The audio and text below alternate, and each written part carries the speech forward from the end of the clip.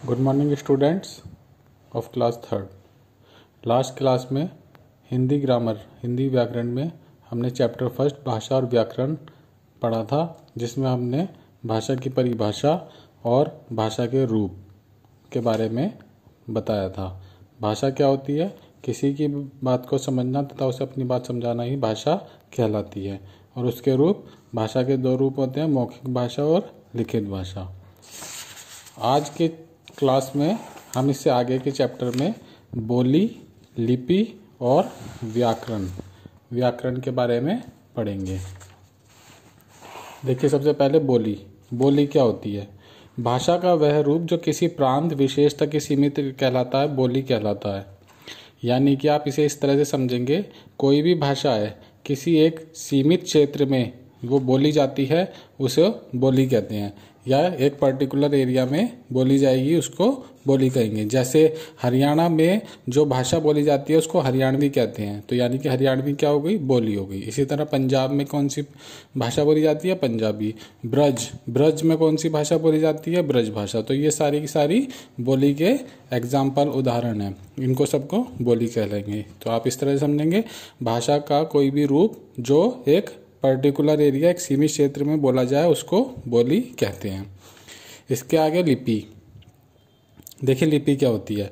कोई भी भाषा उसको लिखने के लिए, यानी कि कोई भी भाषा जब हम बोलते हैं तो भाषा को बोलने के लिए ध्वनियाँ, जो उस भाषा में ध्वनियाँ निकलती हैं, उसको लिखने के लिए, उसको लिखित रूप देने के लिए बहुत सारे चिन्ह बनाए जाते हैं, चिन्ह निर्धारित किए जाते हैं। उन्हें ध्वनि चिन्हों को ही लिपि कहते हैं। देखिए, आप इस तरह से समझेंगे एग्जाम्पल में, जैसे हम ई की ध्वनि निकालेंगे तो हिंदी में ई इस तरह से लिखा जाता है, और इसी ई को अगर हम इंग्लिश में लिखेंगे तो वो इस तरह से लिखा जाएगा। तो ये हिंदी की लिपि हुई, ये अंग्रेजी की लिपि हुई। इसी तरह ए को अगर हम हिंदी में लिखेंगे तो वो इस तरह से लिखेंगे, और ए को हम अगर इंग्लिश में लिखेंगे तो वो इस तरह से लिखेंगे। तो यानी कि ये हिंदी की लिपि है, ये अंग्रेजी की। इसी तरह अगर हम ए बोलेंगे तो पंजाबी में जब हम लिखेंगे तो हो सकता है कि ए को लिखने का तरीका कुछ और हो, तो वो पंजाबी की लिपि हुई। तो आप समझ गए। देखिए, दोबारा बताते हैं। प्रत्येक भाषा में अनेक ध्वनियाँ होती हैं। उन ध्वनि को लिखित रूप देने के लिए कुछ चिन्ह निर्धारित कर दिए जाते हैं। इन ध्वनि चिन्हों को लिपि कहते हैं। समझ में आया? अब देखिए, संस्कृत और हिंदी भाषाएं देवनागरी लिपि में लिखी जाती हैं। ये जो ध्वनि चिन्ह बनाए गए हैं, ए लिखने के लिए इस तरह से ए की जो ध्वनि निकलती है वो इस तरह से लिखी जाएगी, आ की ध्वनि वो इस तरह से लिखी जाएगी। तो ये जो चिन्ह बनाए गए हैं, ये कौन सी लिपि कहलाती है? देवनागरी लिपि। तो संस्कृत और हिंदी भाषा की कौन सी लिपि हुई? देवनागरी लिपि। इसी तरह पंजाबी भाषा की कौन सी लिपि है? गुरुमुखी लिपि। अंग्रेजी की रोमन लिपि। अभी जो हमने अंग्रेजी के वर्ड्स, लेटर्स बना के दिखाए हैं, ए, ई, आई, जिस तरह की जो ध्वनि निकलती है उनको बनाने के लिए जो लेटर्स होते हैं वो कौन सी लिपि में लिखे जाते हैं? रोमन लिपि। उर्दू की फारसी लिपि। तो ये लिपि हुई। इसके आगे हम व्याकरण।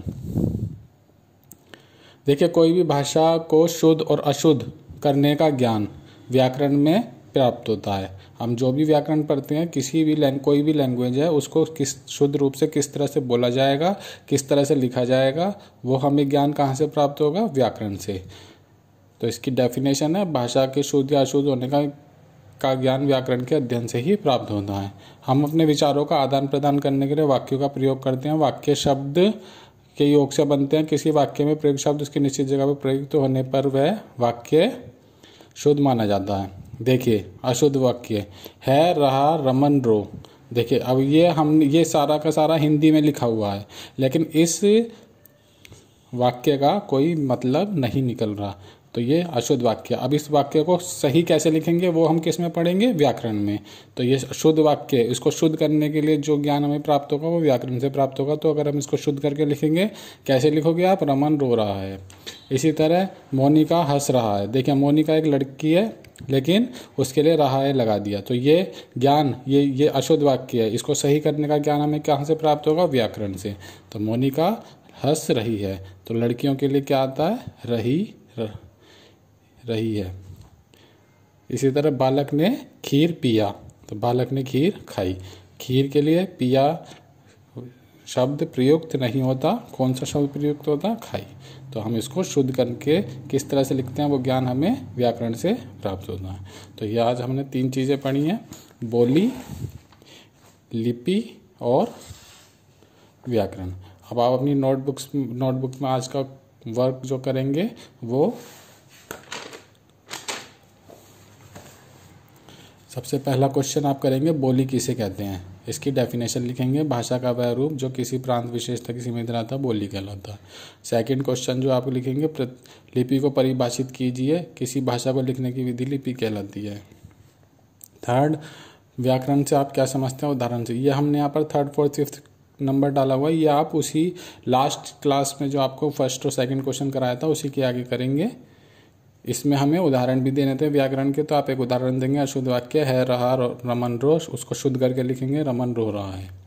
इसके आगे क्वेश्चन नंबर 4th में रिक्त स्थान भरो। हमारे देश भारतवर्ष की भाषा डैश है, तो कौन सी भाषा हमारे देश भारतवर्ष की? हिंदी। भाषा के डैश रूप हैं, तो कितने रूप हैं? 2, मौखिक और लिखित। संस्कृत तथा हिंदी भाषा किस लिपि में लिखी जाती है? देवनागरी में। वाक्य डैश के योग से बनता है, तो वाक्य किसके योग से बनता है? किनको जोड़ के बनता है? शब्दों को। इसके बाद जो आप क्वेश्चन करेंगे, निम्नलिखित भाषाओं की लिपि लिखिए। संस्कृत, देवनागरी, अंग्रेजी, रोमन, पंजाबी, गुरुमुखी, उर्दू, फारसी। तो यह आप क्वेश्चन आप अपनी नोटबुक में करेंगे।